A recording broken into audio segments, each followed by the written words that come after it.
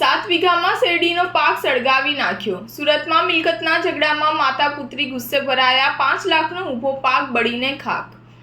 સુરત શહેરના વરિયાવ વિસ્તારમાંથી વિચિત્ર બનાવ સામે આવ્યો છે। મિલકતના હિસ્સામાં ચાલતા ઝઘડામાં ગુસ્સે ભરાયેલી વિધવા ભાભીએ તેની પુત્રી સાથે દિયર દ્વારા ખેતરમાં પકવેલી શેરડી સળગાવી દીધી હતી। દિયર અને તેના પુત્રએ ભાભીની આ હરકત વિડીયોમાં કેદ કરી લીધી હતી। ત્યારે આ સમગ્ર મામલે પોલીસ ફરિયાદ કરતા પોલીસે ખેતર સળગાવનાર માતા પુત્રીની ધરપકડ કરી કાયદેસરની કાર્યવાહી હાથ ધરી છે। વરિયાવના કંટારા ફળિયામાં રહેતા ખેડૂત પ્રવીણભાઈ ગણેશભાઈ પટેલે જહાંગીરપુરા પોલીસ મથકમાં પોતાની વિધવા ભાભી વિરુદ્ધ ફરિયાદ આપી છે। પ્રવીણભાઈએ ફરિયાદ અનુસાર તેઓ પોતે કંટારા ફળિયામાં રહે છે અને વરિયાવમાં વડીલો પાર્જિત 7 વીઘા જમીનમાં ખેતી કામ કરે છે। સ્ટાર ન્યૂઝ 7 હંમેશા સચ્ચાઈની સાથે।